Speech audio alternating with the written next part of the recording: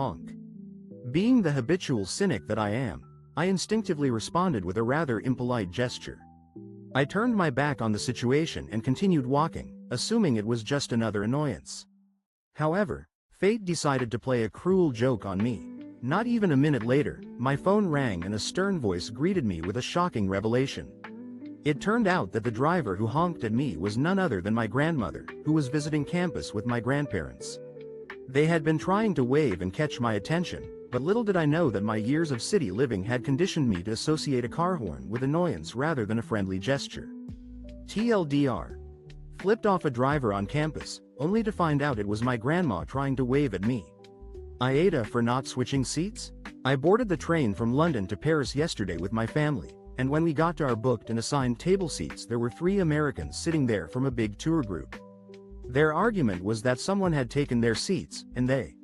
Was I out of line for not relocating my family?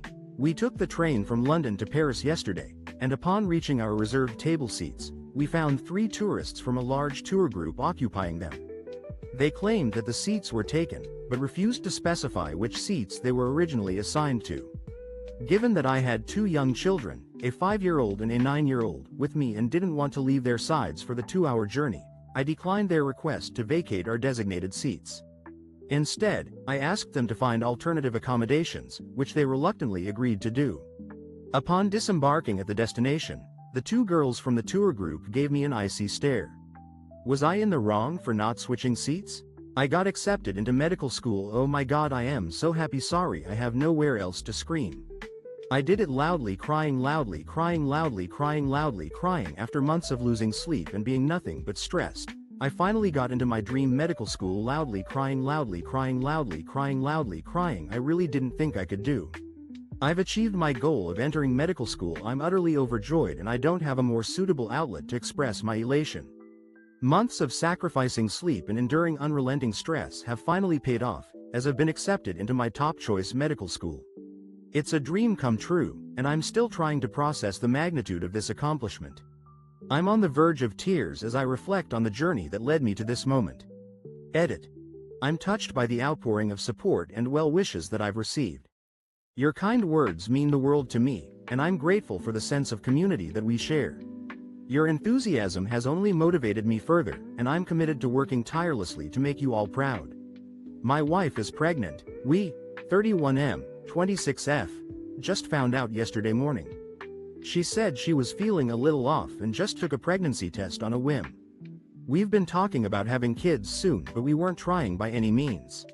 I guess this is what happens when you get drunk. We're expecting a new addition to our family. The news we received yesterday morning has left us both in a state of bliss. My wife mentioned she wasn't feeling quite herself and decided to take a pregnancy test on a spontaneous whim. Our conversations about starting a family were just beginning to take shape, but we weren't actively trying to conceive. I suppose fate had other plans, especially when we least expected it. It seems that an unforgettable night of laughter and a momentary lapse in judgment might have led to this joyful surprise. I'm beyond thrilled to embark on this incredible journey of parenthood, a dream I've cherished for a long time. My excitement is palpable, and I'm bursting to share the news with everyone, but we need to wait a bit longer to confirm it with loved ones. For now, I just had to express my enthusiasm. Thanks for being here. Every aurora borealis, every soldier coming home to their overjoyed dog, every beautifully old school cool photo might be the last beautiful thing I see. I have stage 4 cancer and an uncertain amount of time left, with a constant possibility of complications.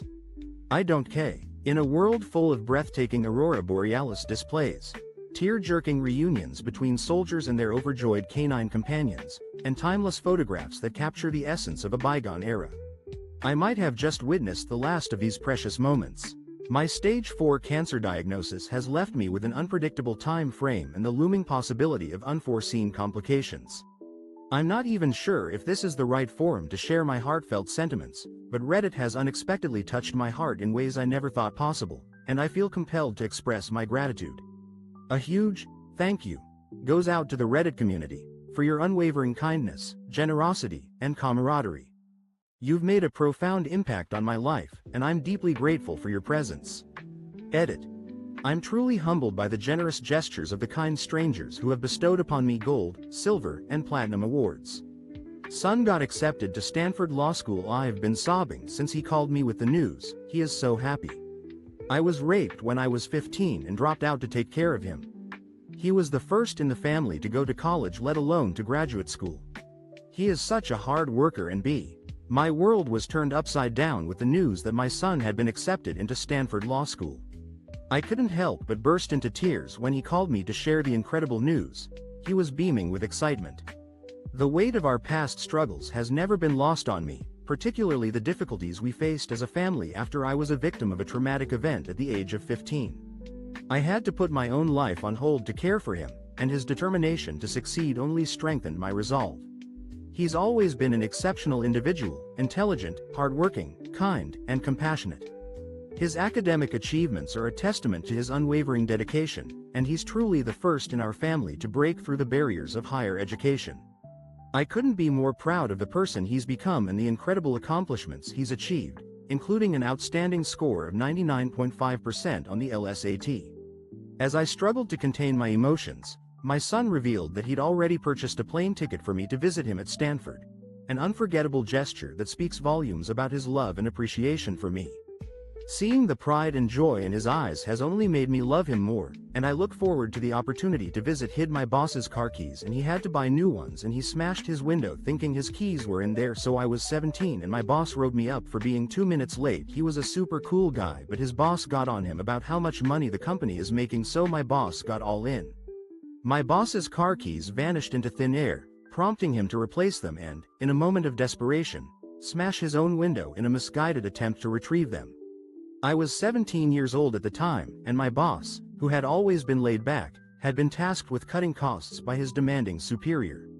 His newfound sense of urgency had turned him into a strict disciplinarian, and I was the first to feel the brunt of his new policy. When he wrote me up for being 2 minutes late, I couldn't help but feel that it was unfair, considering my relaxed demeanor and youthful energy.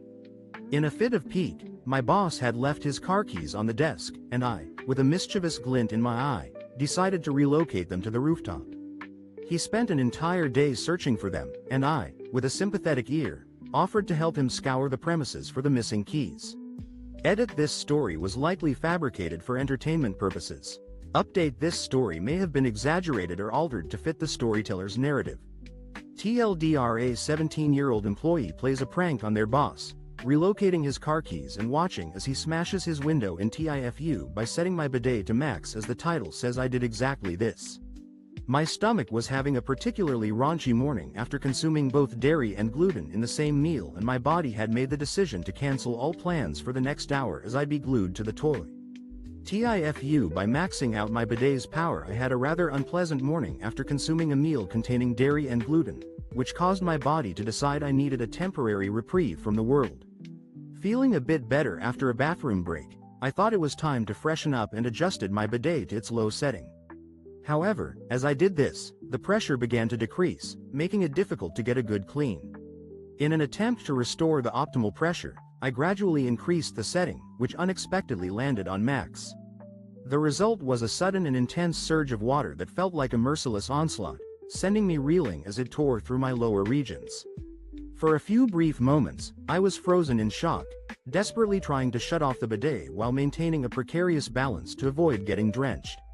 My anxiety reached its peak as I felt a strange, sloshing sensation, anticipating a massive, explosive fart. But what emerged instead was a relentless gush of water that left me feeling helpless and bewildered.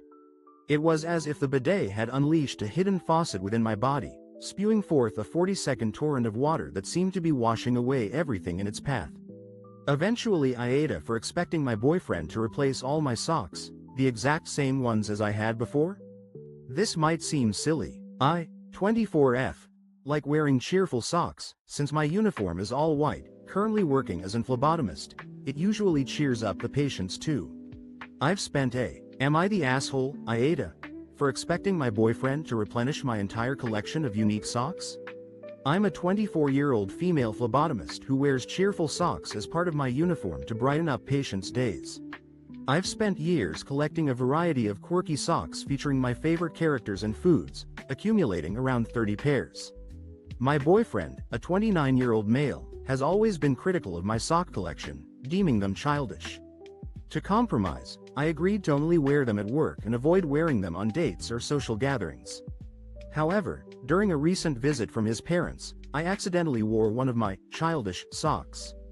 His mother complimented my thoughtfulness in wearing them to work, but my boyfriend seemed displeased.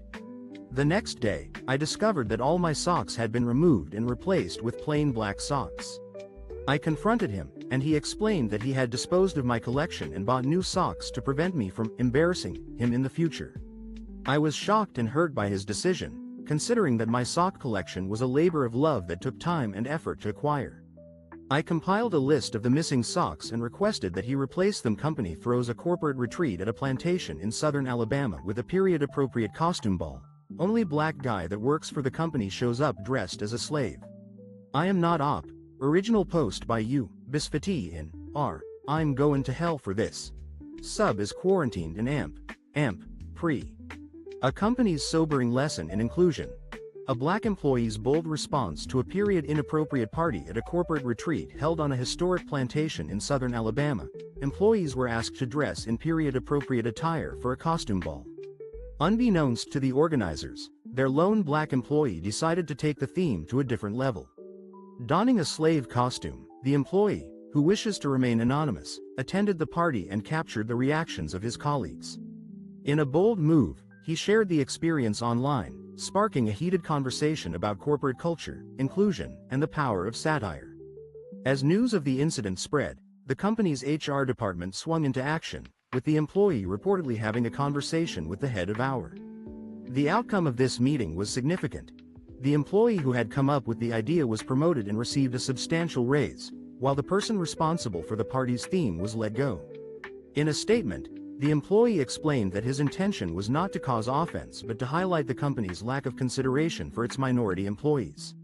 When asked about the idea behind the costume, he revealed that it was born out of frustration with being overlooked at previous company events. The employee's actions have sparked a "my husband, M26, ignored our safe word while trying CNC, consensual non-consent, and I'm torn. My husband, M26, and I, F20, have been exploring more when it comes to sex. One of the things we've just recently come across is CNC. We both agreed to do and came up with the S. My husband's actions during our consensual non-consent experiment have left me feeling bewildered and hurt. My husband, M26, and I, F20, have been exploring the realm of sex together, and one of the more recent topics we've delved into is CNC. We agreed to it, established a safe word, and were both on the same page. However, during the experience, he became increasingly forceful with me. I expressed my desire to stop using our agreed-upon safe word, but he chose to disregard it, ignoring my pleas the first and second times I used it. I attempted to push him away, but he overpowered me, holding me down until he was finished. Since then, he has been treating me poorly. I voiced my concerns, telling him that he had ignored our safe word, but he dismissed my feelings, saying that I was overreacting and that his actions added to the excitement and realism of the experience. I felt compelled to remind him that his behavior bordered on a traumatic experience, akin to a form of assault, and he responded by downplaying the situation, stating that it's impossible for a husband to rape his wife.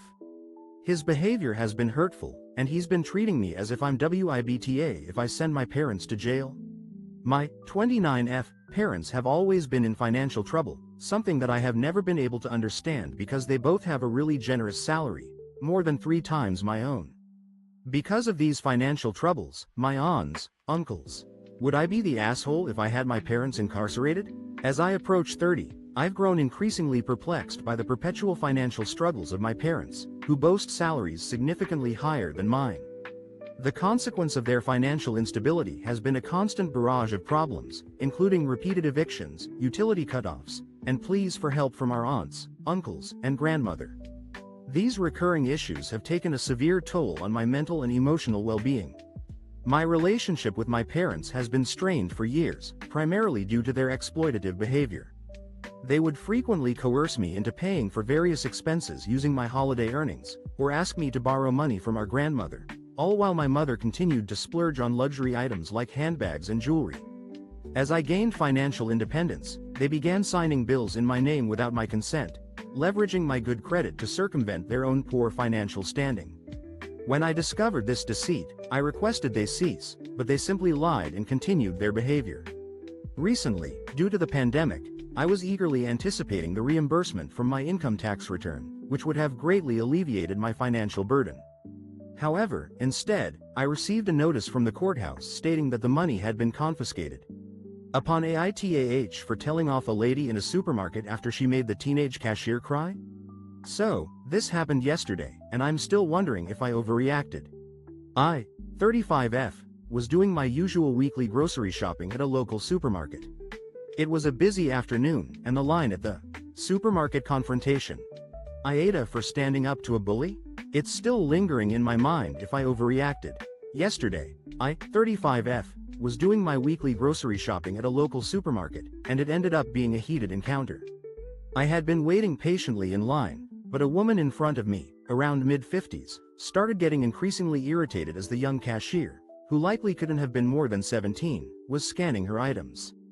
The cashier was visibly flustered, likely due to being new and making a few minor mistakes. However, this didn't deter the woman, who started muttering and tapping her foot. When the cashier accidentally scanned an item twice and needed to call for a supervisor to correct the issue, the woman completely lost her composure. She viciously berated the cashier, saying things like, "How hard can it be? You're incompetent and wasting people's time." She continued yelling, which made the cashier even more flustered until she started crying. I initially stood there, hoping the situation would resolve itself, but the woman's behavior didn't change. At this point, I decided to intervene. I calmly said to the supervisor, "She's treating Meta.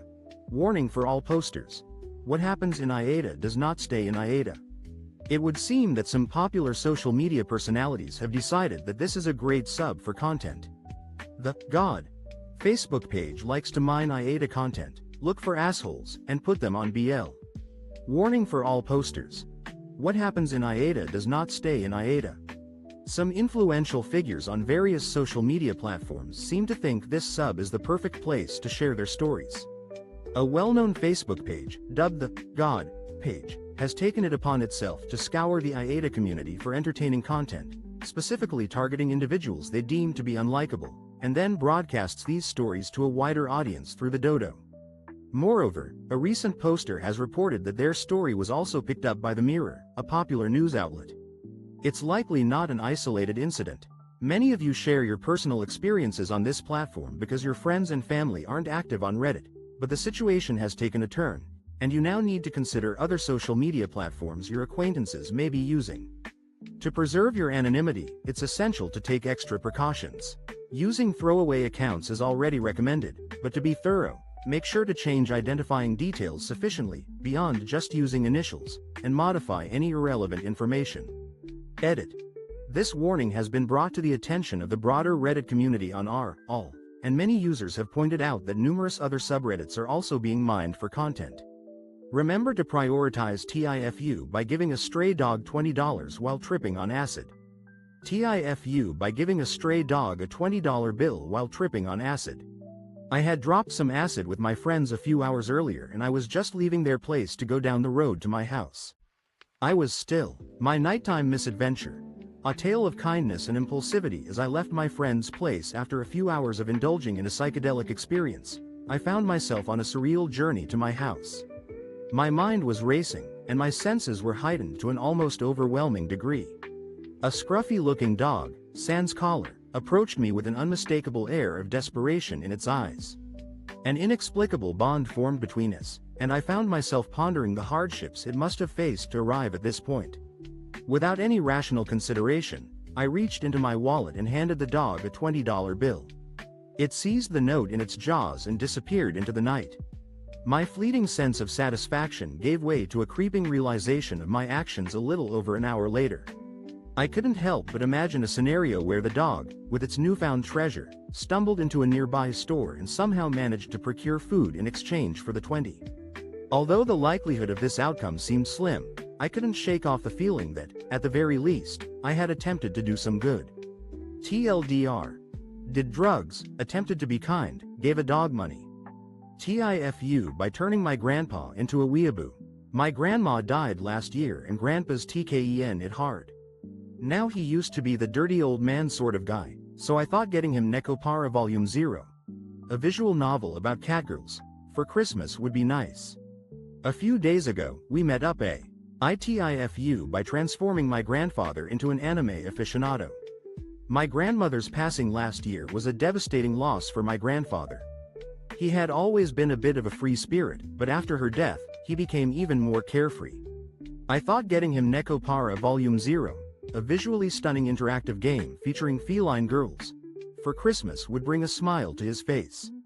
Recently, we met at a wedding, and I was thrilled to see my grandfather.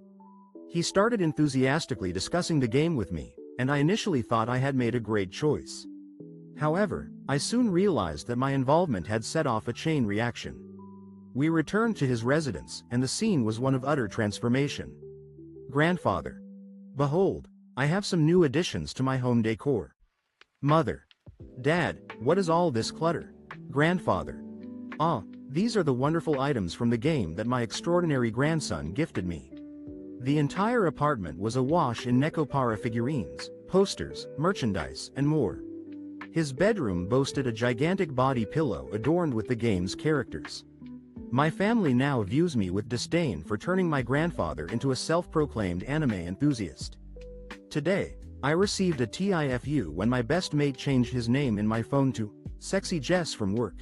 So several years ago my best mate Todd changed his name in my phone to Sexy Jess from work, and then would ring my phone in the middle of the nig to try and get me in trouble with my partner. But the time I unknowingly involved my best mate in a prank with my 8-year-old daughter, so my best mate Todd had this silly name saved in my phone several years ago. Sexy Jess from work.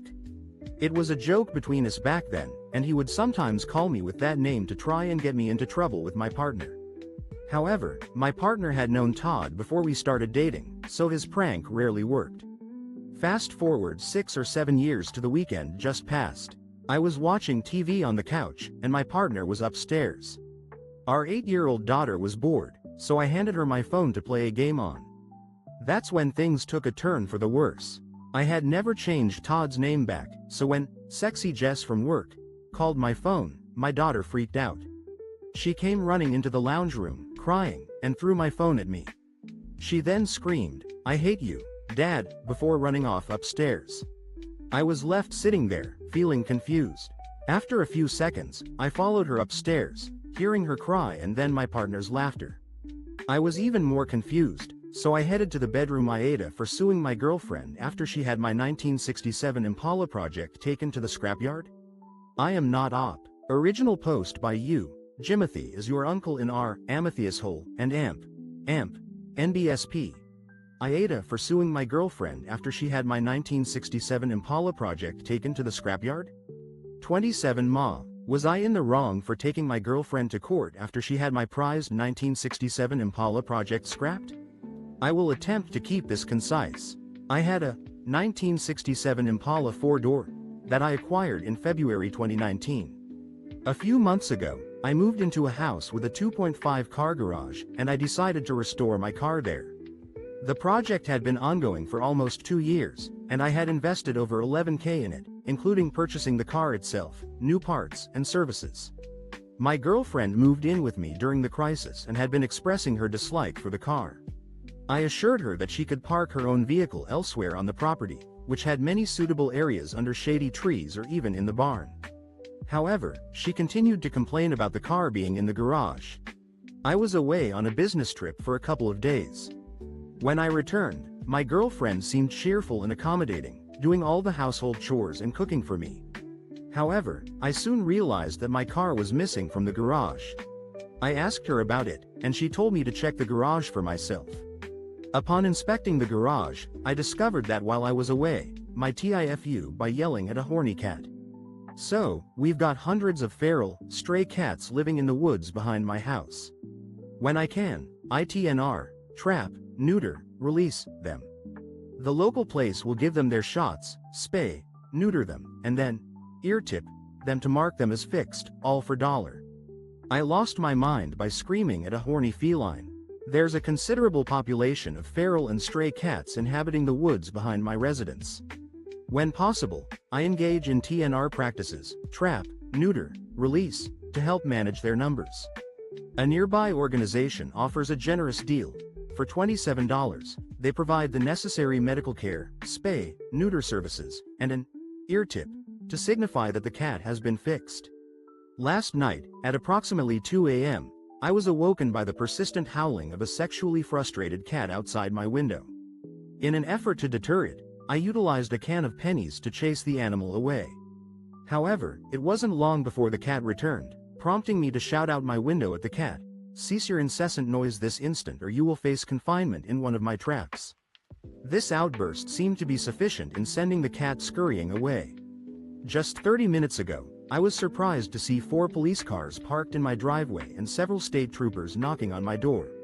After explaining the situation to them, they conducted interviews with the 6 individuals residing in my household. Following this investigation, the authorities departed, satisfied that AITA for dropping my freeloading brother off at our aunt's house after she called and scolded me for evicting him. My older brother, Ob, is a bit of a bum. It's mean to say, but it's true. He can never hang on to a job for longer than a couple years max, and when he inevitably. My siblings and I come from a family where expectations are high, but our older brother's, Ob, work ethic and personal habits are a far cry from our parents' aspirations. He's had a string of short-lived jobs, which has led him to rely heavily on our family and friends for financial and emotional support. His lengthy stayovers often strain relationships, and it's no surprise his friends have cut him off. Recently, OB found himself without a job and turned to our parents for assistance. However, our parents were already hosting our eldest brother's, Eb, family, who had lost their jobs and were in a similar predicament. So, OB turned to me, his little sister, to provide temporary housing until he got back on his feet. Although I initially agreed to help, the 6-month stay was a nightmare. Ob's lack of cleanliness and respect for boundaries made it difficult for me to manage our household. I gave him an ultimatum: find a new place within 2 weeks, but he seemed unbothered by the prospect of leaving. Following a heated argument with our parents, I dropped Ob off at our aunt's house, where I was told he would be better off. I initially felt guilty about my decision, but our aunt's advice: I'm considering leaving my wife because of her weight. I am not op. Original post by you, Frora overweight in R, relationship advice trigger warning. And AMP, GT, PPD, and AMP, LT, mood spoiler. And AMP, GT, happy ending. And AMP, LT, and AMP, NBSP. I'm 32M, considering leaving my wife, 30F, because of he. My marriage is on the line due to my wife's weight. I am not op. Original post by you, Frora overweight in R, relationship advice trigger warning. And AMP, GT, PPD, and AMP, LT, mood spoiler. And AMP, GT, happy ending. And AMP, LT, and AMP, NBSP. I've been struggling with my wife's weight. The 7th of June 2021. Before I'm judged, let me explain.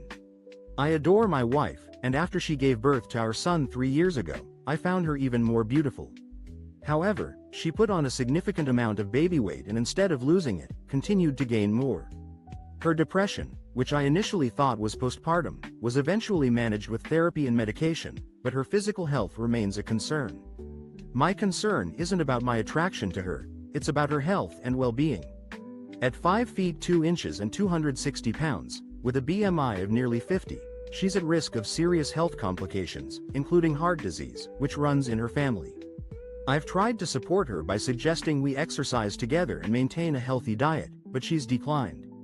I feel powerless and am considering giving her an ultimatum TIFU by freezing my penis. This happened 2 days ago, and though the consequences of said foo have subsided, the lessons I learned along the way will stay with me forever. I love bad food, and therefore have to run in order to eat said food without ballooning to immense purport.